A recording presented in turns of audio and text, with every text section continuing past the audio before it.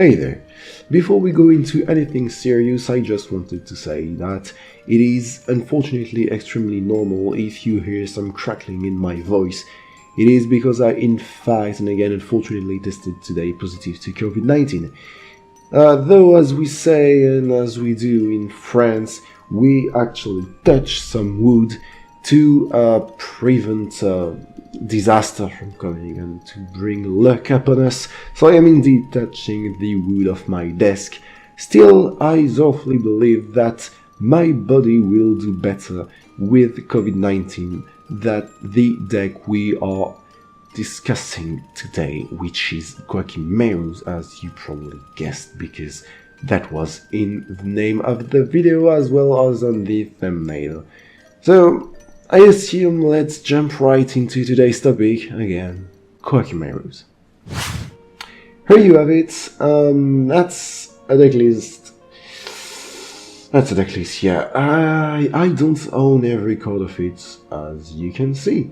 Why is that? I have been running Koa'ki Meiru for the past 4 years actually, so you can trust my experience. And I came up with this list after playing with plenty of tech cards as well as playtesting on either Pro. If you're not aware, because a lot of you new players, newcomers and Yu-Gi-Ohs are maybe not familiar with other online simulators, and either Pro is one of them. It is not an official simulator, it's not amongst those, but it is a great way, to playtest your decks. You can playtest, with the TCG, the OCG, the Worlds, or even no ban list at all, or a custom ban list. That being said, I did in fact playtest a lot on either Pro to come up with this deck list, and I mean, because I'm quite proud of it, I couldn't resist the urge of presenting it to you. So here is it, Koa'ki Meiru decklist. Well, before we go into anything serious, any serious topic, any real discussion about the archetype, Koa'ki Meiru is not really an archetype a lot of people will be familiar with. Probably returning player will, and that is normal because it is a rather old archetype that barely got any support lately. It got 2 cards, one in 2018 being the Diamond Core of Koa'ki Meiru, and one last year being Koa'ki Meiru Supplier. So going into the card effects, just to present you the archetype, it is an archetype that revolves around Iron Core of Koa'ki Meiru. That card, it just does nothing really. You can add it in your hand from your graveyard to your hand instead of conducting your normal draw, or you can still in the draw phase, after having drawn a card, you can discard a Koa'ki Meiru monster and add it from your graveyard to your hand. There is plenty of way to search this card, whether it be by Core Transport Unit, which is a continuous spell that lets you discard a card to add an Iron Core from your deck to your hand, or by Diamond Core of Koa'ki Meiru, which just lets you add a Koa'ki Meiru card from your deck to your hand, or even with Supplier, which when special summon lets you search a card that has the name Iron Core of Koa'ki Meiru in its text from your deck to your hand. You can also try and get it with Pot of Prosperity, which by banishing 6 face down cards, or all 3, but you're never going to banish only 3, which by banishing 6 cards from your extra deck face down, you get to reveal the top 6 cards of your deck and to pick one of them and add it to your hand, and put in whichever order you want the rest at the bottom of your deck. The battle, I mean, not just the battle damage, but every damage dealt the turn you activate Pot of Prosperity will be halved. That being said, what exactly is Iron Core Koa'ki Meiru useful for? Well, most Koa'ki Meiru monsters actually need this card to properly function and to stay alive on the field. The main monster of the deck is Koa'ki Meiru Urnite, which is also an ultra rare. Just answering the question right now, should you build this deck? No, never. This deck is ridiculously expensive for absolutely no payoff.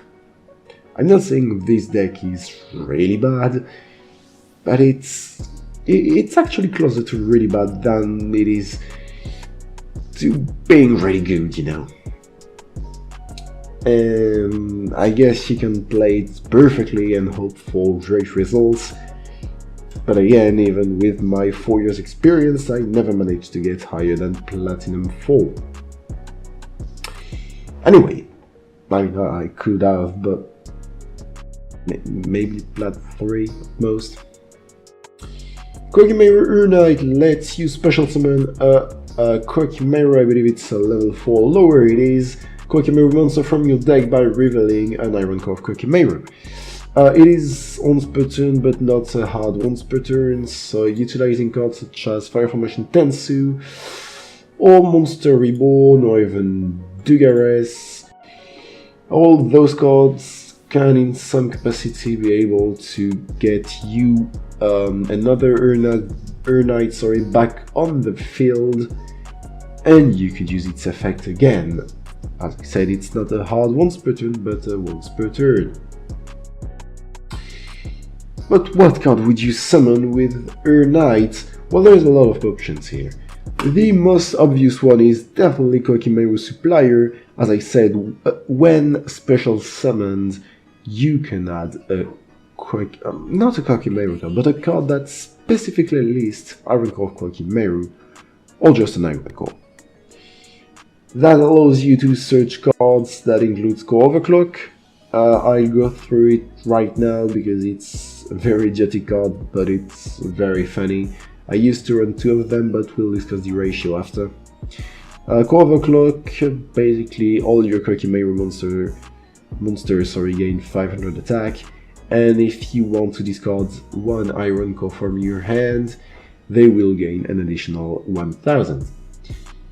It is great to pull out 30Ks, of course, being the only thing this deck is capable of doing. That is all there is to be said about Supplier, except that when special summoned by Summon Monk, Dugares, or even, say, Monster Reborn, it will also trigger. It's not just by a Koa'ki Meiru card being Urnite, it's just when it's special summoned. It also has an effect that if a rock monster you control is sent from the field to the graveyard, except in the damage step, you can special summon it from your hand, and it will again trigger its effect, though it is of course an hard once per turn. Moving on with the other targets for Urnite. There is Bagooska. It is big bit stick basically, 2000 attacks. As you probably saw, all the Koa'ki Meiru monsters have very decent stats. Anyway, Bagooska is a monster that will when it actually destroys a monster by battle, it gets to attack once again. Tornado, which is another target for Urnite, lets you, if you return 1 Iron Core of Koa'ki Meiru from your hand to the top of your deck, lets you destroy all special summon monsters your opponent controls. It's fantastic, it's not once per turn. If you have multiple Iron Core in your hand, you can use it multiple times. As it ever happened to me, I resolved it more than once. Yes. Was it funny? Yes. Did I win the game? Usually when you activate and resolve its effect properly and destroy everything on the opponent side of the field, usually yes, you win. It is a very good card despite having pretty average stats. Koa'ki Meiru Guardian. When your opponent activates a monster effect, you can send it to the graveyard, negate and destroy. Koa'ki Meiru Wall is basically the same thing except it negates spell cards. Koa'ki Meiru Maximus is a level 8 monster that you cannot special summon out of Urnite, but you can search it thanks to Diamond Core, and thanks to supplier. What it does is you can special summon it by banishing one Iron Core of Koa'ki Meiru from your hand, and when on the field, you can once per turn target and destroy one card your opponent controls. It has very decent stats, and at this point you may be wondering, but I mean, those cards aren't really bad. Well, what are you on about? When you said they were terrible, there is some synergy, looks decent. Well, first of all, that is only the playable cards of the archetype. Yes, there is a card that negates trap cards, but it's pretty useless. There are for some reason cards that just doesn't synergize with the archetype at all, and there are some boss monsters that requires tribute summoning, and it's not something you can really afford to do. In addition, Koa'ki Meirus compensate for their great stats by having some of the worst maintenance cost of any card in Yu-Gi-Oh! Already. I mean, do you know any card in Yu-Gi-Oh! That have a maintenance cost? I don't, except for Koa'ki Meiru monsters, or I mean, there's just none that can come up to my mind. What are those restrictions, in a way? Koa'ki Meiru Urnite is destroyed in the end phase unless you discard unless you send an Iron Core of Koa'ki Meiru from your hand to the graveyard, or else you can reveal one Beast Warrior type monster from your hand to avoid its destruction. Bagooska is basically the same thing, except it requires a warrior type monster. Tornado fortunately doesn't have a maintenance cost, similarly to all, unless I'm mistaken, no, I think it applies to all low stat Koa'ki Meiru monsters. Guardian requires a rock monster, same thing for Wall. There is also the potential discard, sending an Iron Core from your hand to the graveyard, which is also a possibility, but trust me, you never want to do that. Supplier, fortunately enough, doesn't have a maintenance cost, and Maximus has one of the most expensive ones, yet one of the most easy to achieve, being either sending to the graveyard an Iron Core or sending a Koa'ki Meiru monster. If you don't do that, they will be destroyed, and the saddest part about it is that even under skill drain, they will be destroyed. Yes, I am not joking, so you cannot play, for those of you who thought, yeah, but I will play skill drain Koa'ki Meirus, and no, that won't work, you still need to pay the cost. To avoid paying the cost, Diamond Core of Koa'ki Meiru, released in 2018, can banish itself from the graveyard, and will prevent your Koa'ki Meiru monsters from being destroyed up until the very end of this turn. That means you don't have to pay the cost. There are a lot of, not really a lot actually, but there's some ways to prevent going into those situations, such as special summoning a supplier. Thanks to Urnite, via Supplier's effect, you get to search another Urnite and reveal the Urnite that was searched by Supplier to actually save from destruction the Urnite on the field. Either way, what you'll most likely end up doing is special summoning a Bagooska if you're going first, or if you fail to TK turn 2, because quite frankly, if your opponent survives and you still have Koa'ki Meiru's monsters on the field, as they are not really proactive on your opponent's turn, except for Guardian and Wall, you'll most likely end up going into your XYZ monsters. Finishing with the main deck, Summon a Monk lets you discard a spell to the graveyard to special summon a level 4 monster from your deck. You can special summon Urnite, you can special summon Supplier, it really depends on what you want to do and what your hand is missing. Still you need to discard a spell, and you often have to discard a spell card that you kind of wanted to use, but because your hand is kind of shit, you need to discard a great spell card, or else you're just gonna die. With your life points.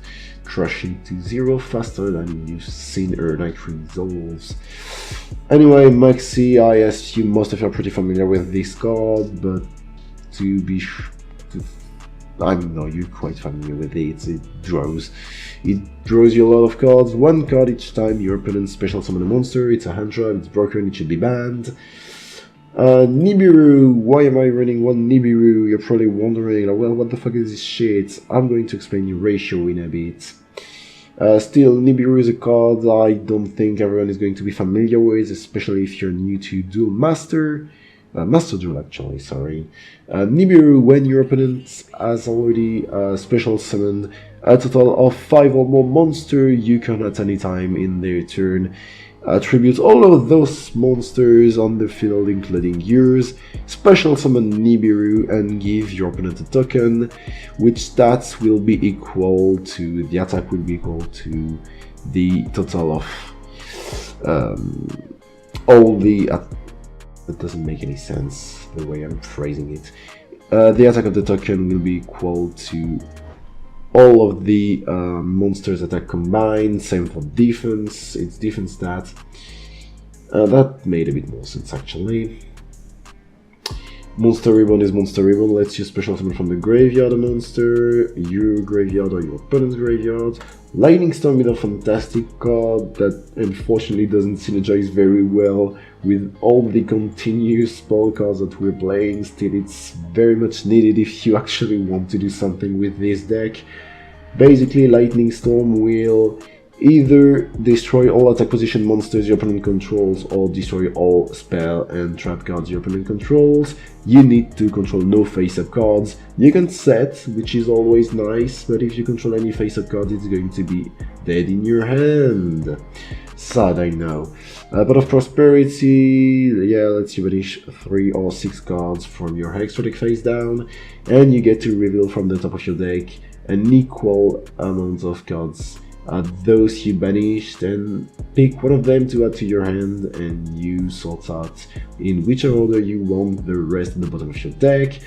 All the damage you will inflict your opponent will be halved, so most of the time when you activate Pot of Prosperity you can add 30k, so that is when the extra deck comes in very handy. Culture Spot Unit, we've already discussed it.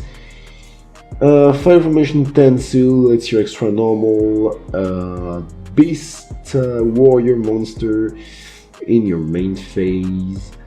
That is especially great with Knight, because when you special summon a player, you can search another Knight, extra normal second Knight, and special summon another monster. Imagine a scenario in which you have Overclock in your hand, or some other great cards such as an extra Iron Core or Diamond Core. You can go into Maximus, and it's fantastic. You can go to Bergzak, you can TK very easily. Lastly, Fire Formation Tank, he lets you add Knight from your deck to your hands. Not really, but it lets you add a Beast Warrior type monster, but as it is the only Beast Warrior type monsters we are playing, that is all it does in this deck. Moving to the extra deck very quickly. Bagooska is the best card in the deck. A lot of people aren't familiar with this card, and I've seen it when I summon it. There's a lot of confusion with this card, so I'd be very clear with it. It has a maintenance cost, and I should have mentioned it when I was thinking of card with maintenance cost. It was an obvious pick. Yet it has a maintenance cost, and it reads as follows. Each time during your standby phases, you need to detach a material from this card to keep it on the field.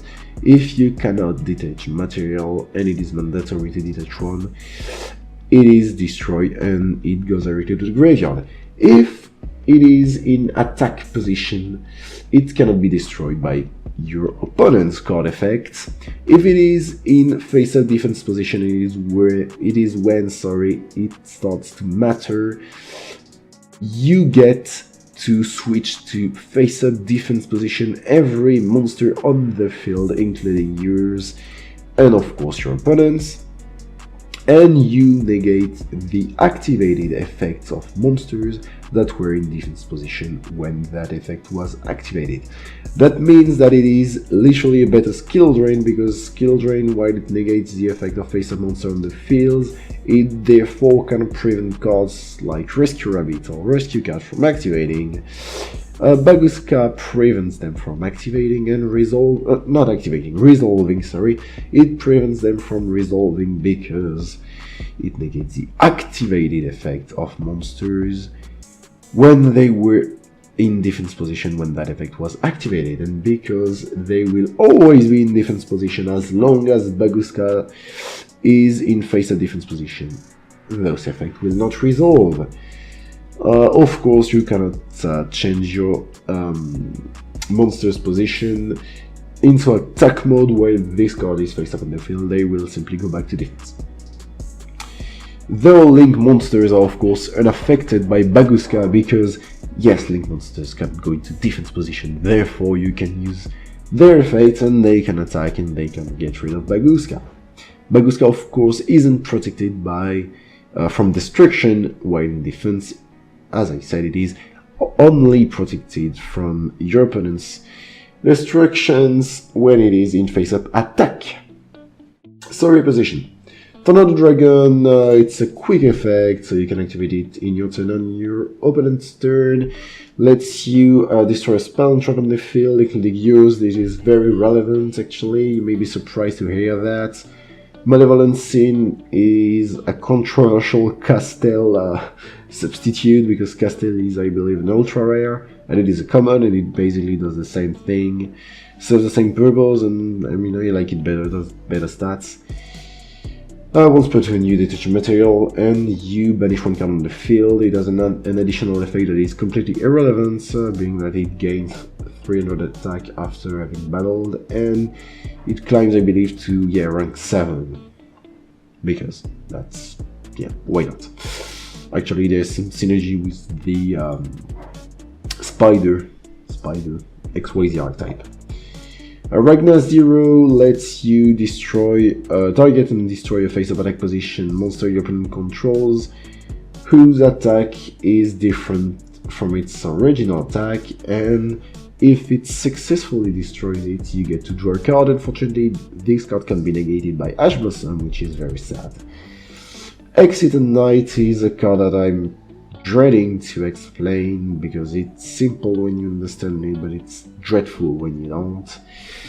Exit at Night, basically, if you have less cards in your hand as well as on the field, like take that total amount of cards, you addition the amount of cards on your side of the field and in your hands, you compare it to your opponent's, and if the results on your side of the duel, if you have less cards in total in your hand and field than your opponent's, you can use this effect during your main phase or your opponent's battle phase, destroy all other cards on the field by detaching a material from this card. It is of course not a once per turn, and your opponent won't take any more damage after you've successfully resolved this effect. Or just activate it actually. Giant Hand, you can detach 2 material and negate, target 1 effect monster your opponent control, and its effects are negated as long as Giant Hand is on the field. You can use it on your opponent's turn, which is why it's great. Augusto Emerald, you will always use its first effect, so you detach 1 material, and you target 3 cards in your graveyard, shuffle them into the deck, draw a card. It's basically to recycle your Earnite if you're going into the grind game, because if you somehow survive and go into the grind game, there's a lot of chance that your opponent isn't playing a strong deck, but you just either kind of bricked or fucked up, or both, or just that your opponent somehow had outs, but it's just an iffy situation. Anyway, if you can resolve it, I mean, that's great, and it will make you the tanky alive if you still have some. Utopia goes along with Utopia Prime, which goes along Utopia the Lightning. I won't bother explaining the two, just Utopia the Lightning. A great card that you can summon by just ranking up over Utopia Prime, which you summon by ranking up over Utopia. Utopia Prime is not necessary, but it gives another material that will allow you to use the lightning effect twice, which reads as follow. You can detach before going into damage step. No, wait, am I missing something? No, it's during damage calculation. I am an absolute idiot. So in damage calc, you can detach 2 material, and this card will gain 2500 attack. Also, your opponent cannot activate cards or effect when this card declares an attack and battles. As you can see, your opponent cannot activate cards when this card battles. Using Utopia Prime allows you to use its effect twice. Its effect is not only activable when this card declares an attack, but also when it's attacked. Unless I'm mistaken, and then I would be an absolute idiot. And as you can see, I am not. I mean, you can't really see it actually. Well, that's quite sad. Can you see it now? Yes, you can. Yeah, you barely can, but whatever. Let's assume you can. I'm going to do something very intelligent that I should have done from the very beginning. Moving the webcam. Now you can see it. Sorry for that. I'm glad that I indeed explained all the effects because you could have not read them. Fantastic, I am just a brilliant YouTuber. Anyway, last few cards to discuss. Zeus, fantastic card. You probably encountered it. I mean, not really, it's not played so much, it was at the beginning. Basically, if one of your XYZ monster battled, this turn you can overlay, so special summon over that whatever XYZ monster you control, not necessarily the one on battle, but definitely an XYZ monster you control, and you can detach 2 material from this card during either player's turn and send all of the cards on the field to the graveyard, which is what is important is that it sends and not destroys, so you can actually play your own Chaos Max and such cards. Moving on to number 27, which is almost the last card we're going to discuss. Basically, if this card destroyed an opponent's monster by battle, you can special summon from your extra deck 1 rank 10 or higher Machine XYZ monster by using this face-up card you control as material. And it is at the end of the battle phase, so it is relevant in not a lot of cases, but I found it semi-useful against decks like Illish or Sky Strikers if you want to stall and maybe get a very random and unexpected win by going into number 81. Super Dreadnought, Rail Cannon, Super Door, whatever. Basically, you can, and it is a quick effect, so you can use it on your opponent's turn as well. Detach a material from this card and target one face-up monster on the field. Sorry, that target isn't affected by card effect except its sound until the end of this turn. It has happened sometimes, but it's very awkward and rare scenarios that you can in fact use it on your opponent's card effect. And when they want to equip an equip spell, then they won't be affected by it.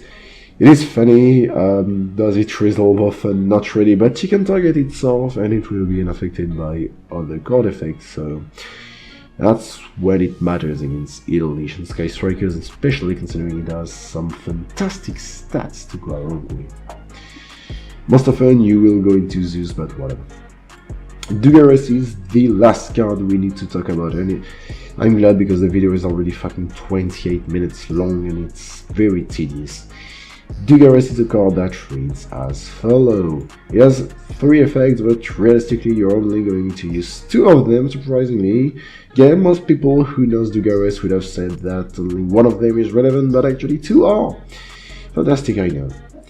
The first effect reads as follows. Keep your next draw phase, also draw 2 cards and discard 1. You're never gonna use this effect. Moving on. Skip the battle phase of your next turn, also double the attack of one monster you control at the end of this turn. It is sometimes useful by doubling the attack of Maximus, under Overclock, so you get a fantastic 9000 attack maximus that can one-shot your opponent. It's fantastic, as it ever resolved yet twice actually, fantastic. And on Master Duel, so it happened recently actually. The last effect is the best of them all because you can, and it was the second but I missed it, I'm an idiot again, you can, again by detaching 2 material and by skipping your next main phase 1, special summoning 1 monster from your graveyard in defense position, so you'll most likely special summon your knight. Why is it relevant? Because you're special summoning it in defense position, you would deal more damage to your opponent by just not going into the garrison and summoning and keeping the odd monster you summoned via Earn Knight first. Yeah, maybe you want to overlay your supplier, you know, that's weird. No, it is for some very simple reason, because that is an XYZ monster, and if you somehow attack directly with it going into main phase 2, you can go into Zeus if you cannot OTK. Fantastic, I know, that is a play you can do with Pot of Prosperity, but you will need to be hella fucking lucky, because you won't have the next main phase 1, so I hope you're ready. That was it for the deck presentation. Actually, now I need to discuss the ratio. But first and most importantly, I will briefly show you the older version, because as you can see I don't own every card of it, and you may be like, yeah, what the fuck? Actually, like, it's very normal, because there's no way on earth I'm spending all those ultra points that I don't have into bloody fucking trains. So yeah, that's why. I mean, makes sense, I guess. Right. The older version is going to be right here. So there it is. We are on Edo Pro. So Edo Pro is another simulator that newcomers in Yu-Gi-Oh! May not be familiar with. I strongly invite you to download it, even though it's not official, simply because it's free. First of all, you have access to all the cards that exist, including cards that haven't even been printed in the TCG yet, and even access to cards that are just being teased in the OCG. Fantastic simulator that allows you to play with whichever ban list you want. Fantastic, I know, even no ban list at all, as you can see. So, I have the older deck list right here, and it is bloody different. As you can see, there's no Nibiru, and instead there's 2 Ash Blossom. The second Ash Blossom is there for 1 Summoner Monk. The other Summoner Monk replaced a copy of Core Overclock because I used to run 2, and this deck list I got it to Platinum 4. Fantastic, I know. Are you proud of me? I hope so. I definitely hope so. Ash Blossom I'm not a big fan of. I think it's important to discuss the changes I've made, because yeah, I've literally shown you a deck list that I don't own, so you may be wondering like, what the fuck is he on about? Trust me when I say that I own those cards, and boy, I'm not happy with them. Still, Ash Blossom, a great card on paper. Do I want to actually dismantle it and get some other ultra rares? Yes. Will I do that? No. It's decent, but it doesn't serve the purpose that you want to achieve with Koa'ki Meiru's, being playing turn skippers, basically. A turn skipper is going to be Nibiru that you will draw out of Max C. I will explain a bit more right after. Ash Blossom stops a bit your opponents, but not much, and it can be breaky, and it doesn't gain you really any concrete advantage in a deck that desperately needs advantage, to a point that it accepts to fail its sound OTKs just to actually have a chance of being somewhat consistent. The other thing I've changed, yeah, aside from the copy of Core Overclock that I kind of regret not having 2 copies of, but it can be breaky, and do I want to get rid of another card? It's play another copy of it. Yeah, I could get rid of a copy of one of the 2 cards that negate. Yeah, Pancratops, yeah, maybe. I don't think I also discussed Pancratops earlier, but basically it's a Cyber Dragon in a way that you can special summon it if your opponent has more monsters than you do, so actually it's better than a Cyber Dragon, because if you have 1 monster and your opponent has 2, you can special summon it. And quick effects, you can tribute this card and destroy 1 card on your opponent's side of the field. So you can use that effect on his turn. Anyway, the other card I've changed is a copy of Overload for Wool. Wool, as I said earlier, negates spell cards. Overload negates summoning. You may be like, wow, that's fantastic, negating summoning, it's brilliant. Yes, but no, because it doesn't negate Monster Reborn and it doesn't negate those kind of summons. Yeah, that's not so brilliant, right?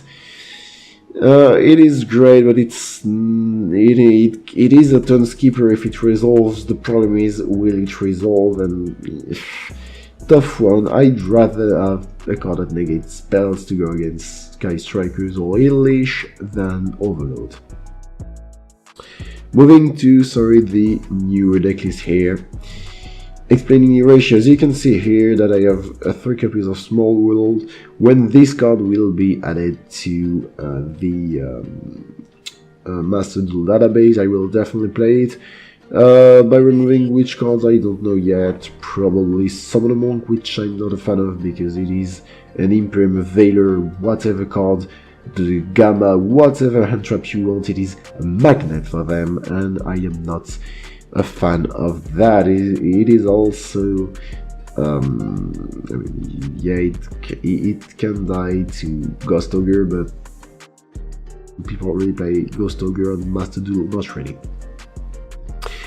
Anyway, this newer version I like a lot because you can't really see the entirety of the deck profile, but there are 3 Lightning Storms in here, and the train package down here next to Bagooska Mirror, which is here, you can see them too on that side of the app. Talking about the ratio, 3 Earnite, I mean it's mandatory, 1 Bergzag because it's breaking, it's useless if you draw it. Same for Guardian and Wall, but not really actually, because it synergizes with Supplier. So if you have a Supplier in hand, and if you have Guardian / Wall on the field and you use their effect, or if they are popped by your opponent or just into the graveyard, whatever, you can special summon Supplier and get to search. You can use that effect of Supplier on your opponent's turn, which is fantastic.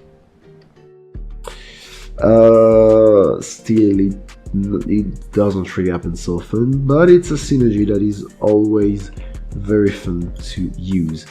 Tornadoes, same thing as Bergzak, yet it's more useful if you happen to draw it than Bergzak. Still, you most likely want to summon it on a Earnite. Supplier, I used to play 2 of them, but the synergy with Guardian and Wall made me want to play another copy of it.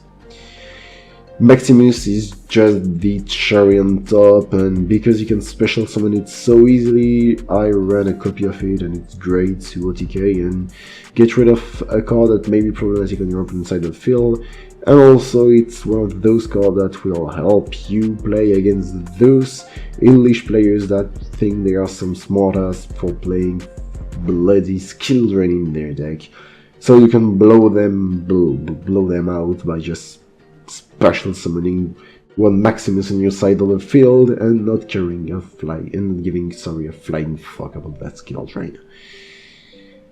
2 copy of Summon a Monk, not 3 because that's not a card I really want to see so much on my hand. I'd much rather see a Earnite than a Summon a Monk.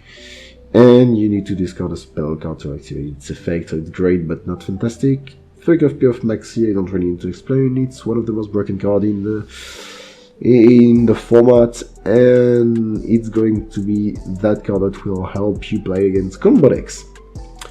Speaking of combo decks, Nibiru, because why only one Nibiru and 3 Maxi? Because when you're playing against a combo deck, the idea is that they will make you draw enough to get to your Nibiru and you'll be able to use Nibiru. Of course, that is very idealistic, but I don't want to run more copies of Nibiru because I don't want to take the risk of breaking my deck, and I much rather play 1 copy of Pancratops, 1 copy because it's limited. I would maybe play more if it wasn't.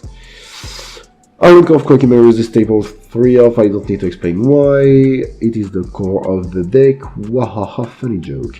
Card Transport Unique is a card I really don't like because you need to discard a card to get to one of your Iron Core. I don't think discarding was very necessary. This archetype actually suffers from an inherent nerf by being one of the worst fucking thing on earth, so discarding is just the cherry on top of your butt. Diamond Core of Koa'ki Meiru is a staple 3 of, because it prevents your monster from being destroyed in the end phase, and also of course lets you search any Koa'ki Meiru cards, including Maximus, which is usually how you get it. Core Overclock, you usually get it off Supplier or just luckily draw it. 2 copy would be nice, but I'd much rather play my 3 Maxis, my 1 Pancratops and such. 3 copies of Pot of Prosperity. If I could play something else, I would gladly do that, and I've been considering playing other stuff. But the fact that you can reveal 6 cards from the top of your deck and add 1 is just way too good not to actually be put in the deck. Tanky, you need to get to your Earn item because Small World isn't available. That is all we got. Actually, it's better than Small World, so I'm not complaining. Forever Mission Tensu is a card that I don't really know if I want to keep or not, but when you have it, it's so great alongside your Knight and an Iron Core that it's just there, and I'd much rather have 2 copies of Tensu than 2 copies of Core Overclock, so that's why. And 3 copies of Tensu would be kind of bricky because if you have 2 of them, the additional one is useless because those extra normal summons, don't stack.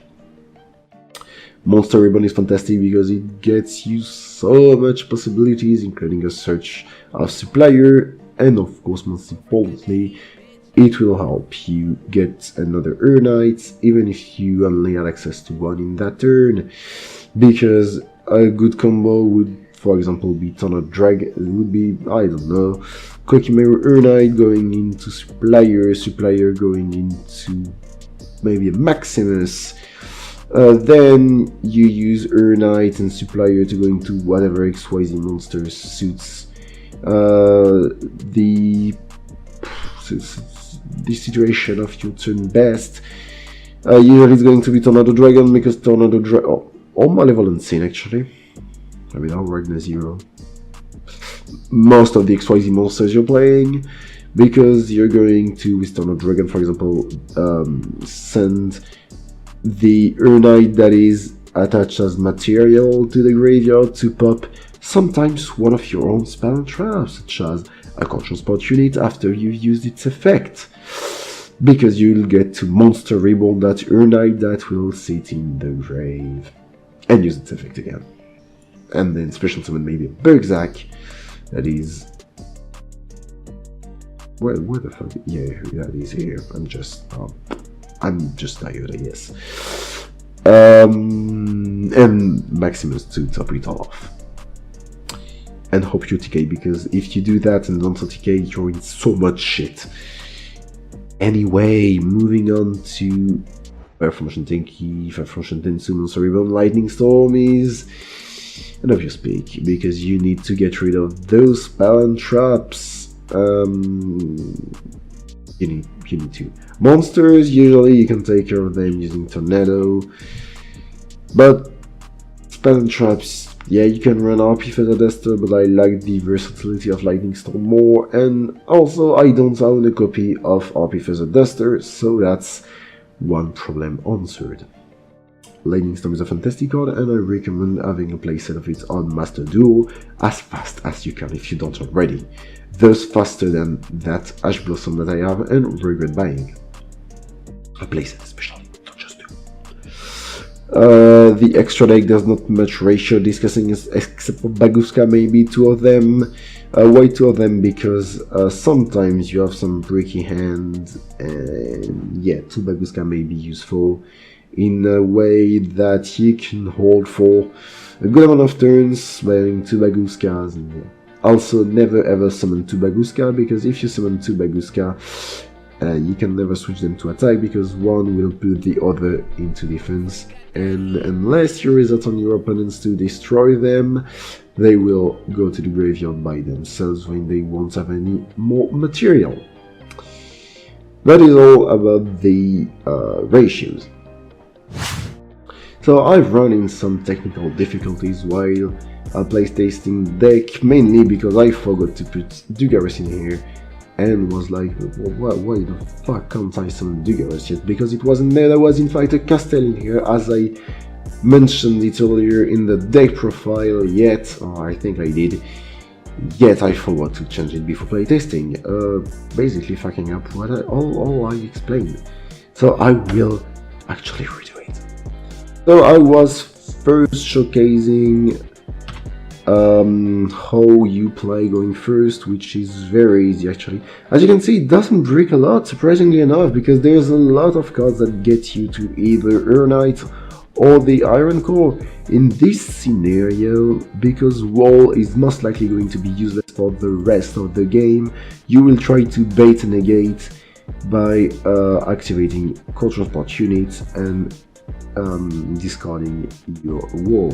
Core Transport unit, if it gets Ash Blossomed, you go -2, and your opponent will very often Ash Blossom it, because the opportunity of making you go -2 is extremely pleasant to them. Unfortunately for them though, turns out that you can play around it, most of them. And people don't really know that you should never negate with Ash Blossom anything else but Urnite. As you already have an Urnite in your hand, there's multiple things you could search, such as Maximus, such as Urnite, another Urnite. Thing is here, and depending on your hand, the most useful thing will always be an Urnite, but in this scenario we have Monster Reborn. Monster Reborn will basically allow us to go into another Urnite next turn, and I'm going to explain why. So you're gonna grab that Maximus. There you go. In a scenario in which a Core Transport unit was negated, you would have of course searched a copy of Diamond Core. Iron Core, sorry, my bad. It gets very confusing sometimes, especially after 1 hour of recording Koa'ki Meiru, you kind of start to get a little bit crazy. Special summoning a supplier, and supplier will get you to a card that you really like for TKing, which is Core Overclock. You can go into basically anything you want really, but here you'll go for Core Overclock. Assuming Core Transport unit was negated, you would have most often went for Urnite, but in this scenario, as I was saying, because you have Monster Reborn, you wouldn't. And you would have went for something like the Maximus you went earlier. I mean, we went with Diamond Core. But yeah, scenarios when Core Transport unit is negated, you can go into Maximus, so you go into Maximus whenever you can, and that would have been the time. Here we'll go into Core Overclock, because we're in a dream world in which we never get anything negated. Fantastic. Now, what do? You don't use Diamond Core's effect, you'll use it next turn. There's no need for that, because right now you'll simply go for Bagooska. Yes, you don't do anything else but Bagooska. Why is Monster Reborn relevant? Because in your next standby phases, you will need to detach material from Bagooska. That is mandatory to keep Urnite, to keep Bagooska on the field. I mean, you can choose anyway, so you'll just have to detach one material, and you'll detach Urnite. That's why I got confused. You'll detach Urnite, and After that, you'll be able to switch Bagooska in attack position, monster reborn, the Knight, use Knight's effect. Before that, don't forget to activate Diamond Core, of course.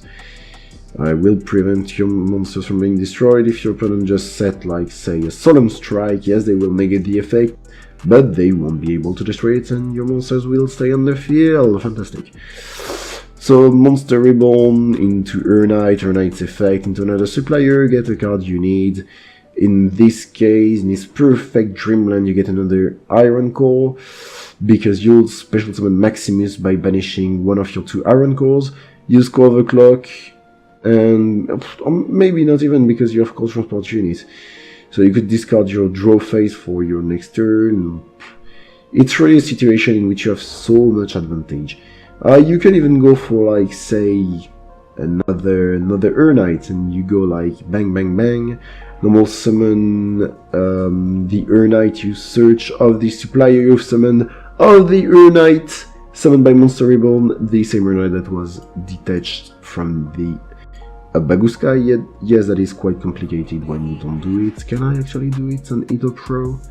Let's see. No, I can't, because it won't let me activate Bagooska. Very sad.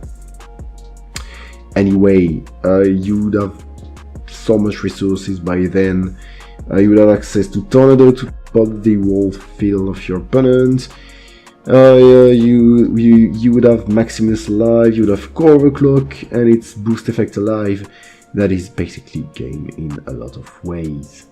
I will actually show you some Koa'ki Meiru replays in this video. I don't know when I will be able to put them. Anyway, you'll have some Koa'ki Meiru replays on my channel, on other videos anyway, to help you actually, how do I put it, to help you understand the archetype really. In a way, in a world, sorry, in which you're going second, you need to actually know what you're doing here. So let's simulate that. Fantastic hand as per usual, and let's assume you need to use that lightning storm because you went second, and it's most likely you need to. More often than not, you'll just use it to get rid of your opponent's back rows or just to bait and negate. Either way, you kind of need right now to imagine what kind of field there would be if it is a board with a lot of special summon monsters from the extra deck. If there's a lot of negates with this precise hand, depending on what they negate, sorry, you might be in a good way, because in a good position, because you have Tensu, meaning there's an extra normal summon for another Knight that you could get off Pot of Prosperity. So even if you don't get the OTK, going second is not always about OTKing. It's about if you play against a deck that just tends to special summon a lot and to commit a lot and use a lot of resources, just being able to out their whole board, most often than not they won't be able to come back, and therefore you will just win in a semi-grindish duel. So that would also matter, so don't discard it with Core Transport Unit. Anyway, you have another Core Transport Unit that you will discard off the one you activate. So that's what you'll do. Let's assume we've used it with your lightning, so we're going to set it. You always activate that one first again, Ash Blossom Magnet, just in case. You get the Iron Core. Anyway, you've baited at least one negate or just blew up the wall border, well, back rows with Lightning Storm, so you should be in a very decent situation. Anyway, right now, there's two ways to go about it. Either you don't want your opponent to know that you have Tensu, so they take the bait on Knight, because you have Pot of Prosperity and you've not used any of your tankies or Diamond Core. There's a lot of chance you actually get something to actually access that Knight. Still, you need to know that if you activate Tensu and normal summon Knight, it will always be the extra normal summon first. It's also possible that out of Prosperity you get Summoner Monk, but you're playing two of them, and 3 tanky, 3 Diamond Core, so it's most likely you get tanky and or Diamond Core revealed, of prosperity, so it really depends on how you want to risk it. If you like to take risks and you're not afraid of just revealing a summon among that you won't be able to summon, you can always go and try to bait a negate if they have another negate. If they don't have another negate, or maybe hand traps, but if they don't have any negate on board, I don't recommend taking risks. I never really recommend taking risks actually with Koa'ki Meiru, because when it actually works out, and it really tends to pay off a lot, but it can also backfire real quick. So please don't take too much risks. Play safe, stay safe either way, and you'll.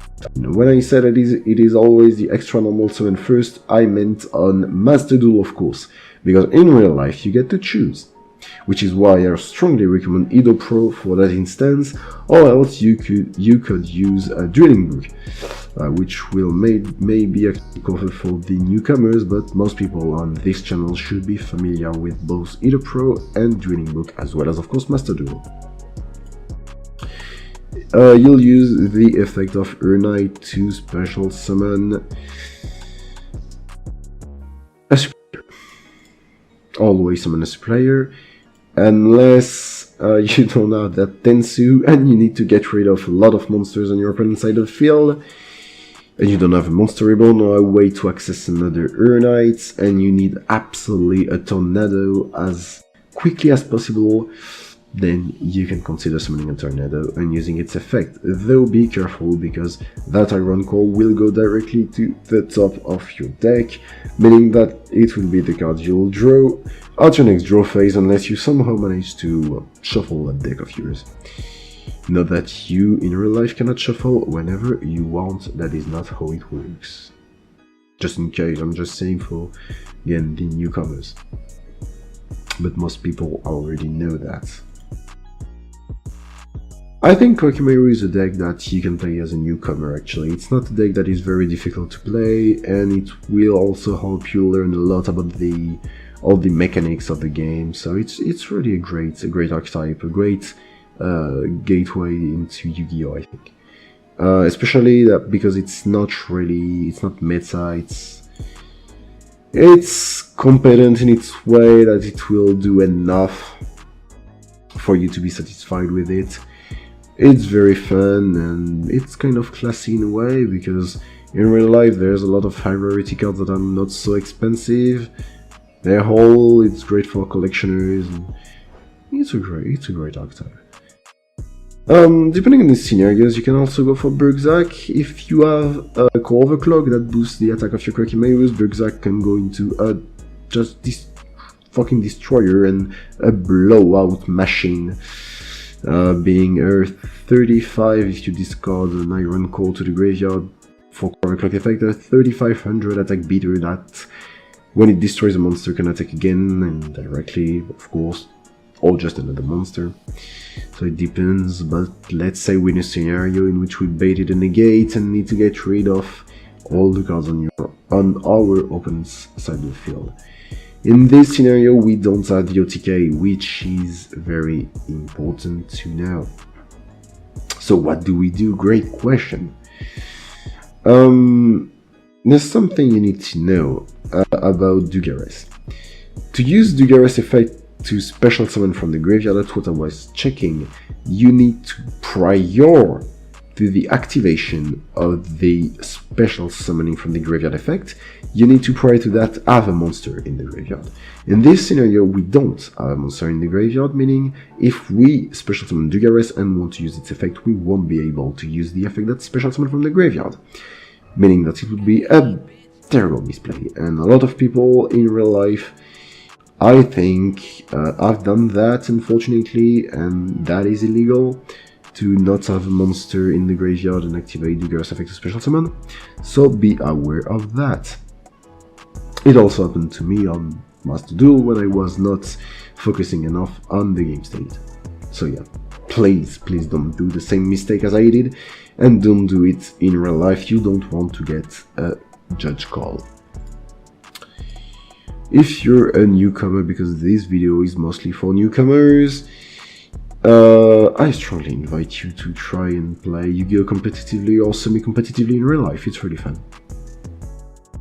Even if the TCG format is quite different from the Master Duel format, but I therefore believe it is a better format actually.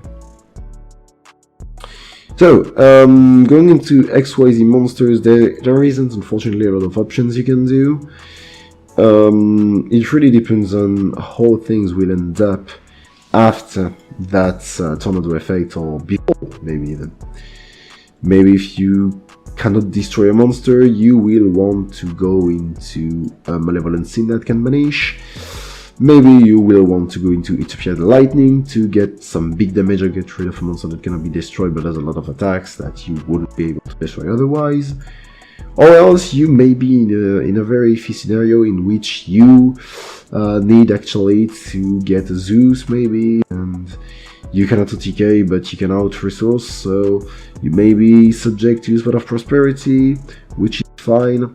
What I could invite you to do is Spot of Prosperity can really get you in some very good situations and unexpected scenarios that you wouldn't have thought possible before activating it. So before committing to any play that would help you, like summoning a precise XYZ monster, I strongly invite you to use its effect, because first, yeah, it can always bait and negate, and second of all, there are cards you can banish that are kind of risk-free, such as one copy of your Bagooska, such as Giant Hand when going second, such as in this case Duel, such as in this case Exciton Knight, because you will end up having more cards than your opponent, such as, I mean it depends, but usually number 27, 81, they don't matter, and that is already 6.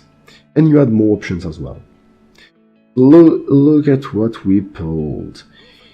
That is kind of why I said wait a bit, because here we are able to get Diamond Call. I was hoping for a Monster Reborn actually, because Monster Reborn would have been even crazier and I would have been able to show you some very great combo, but Diamond Call will do the trick nicely, because it will be able to get you a Maximus, and of course you won't be able to OTK because of Pot of Prosperity, or maybe narrowly actually, but it will allow you to get rid of a lot of cards on your opponent's side of the field, and you will be able to keep some of your Koa'ki Meiru monsters using Diamond Core. Though if you go into Zeus, remember that cards on your side of the field as well will be sent to the graveyard, so be aware of that. Though it's not you don't necessarily need to summon Zeus. Tornado Dragon and Ragnar Zero can do that trick nicely, or else you could have kept the Giant's Hand. That would have also been a great option, and you would have been maybe able to banish a Utopia Prime, for example. It's always depend on the scenarios. You understood that well. We still don't have any monster in the graveyard, so yours will be useless, keep that in mind. In that scenarios, though, you are able to do pretty much whatever you want. You can get rid of whichever monster disregarding its total amount of attack, you can banish, you can destroy and draw, you can pop spell and traps, or you can just attack and go defensive right after, because your Koa'ki monsters won't be destroyed, because, and I should say thanks to Diamond Core. So yeah, because of course I didn't mention, but Koa'ki Meiru monsters are subject of being destroyed when Skill Drain is on the field, but also Bagooska, because it's a very awful and old ruling that has never been changed, and that I wish would be different, but it's what it is. That's what there is to be said about Koa'ki Meirus. Will I finalize that deck on what's the name again? On Master Duel? Yes, I will complete it sooner than later, but I need those points quick, and I'm not spending any money on this. First of all, I'm not a whale. Second of all, I don't have any money to spend on that. And third, it's not even worthy. It's not worth the price you pay. You get too few gems, in my opinion. Please stay free to play. It's not worth your money. That's what there is to be said about Koa'ki Meiru. I hope you enjoyed the video. It was extremely long and tedious, but I tried to be as clear as possible. And despite COVID, I think I did a great job showcasing Koa'ki Meiru's. I hope you liked the explanation part of the video, and I catch you guys for some shitposts, some memes, some frogs soon. Yes, frogs come back, other deck showcases, and plenty more stuff. I hope you like it, and I'll see you guys later. See y'all.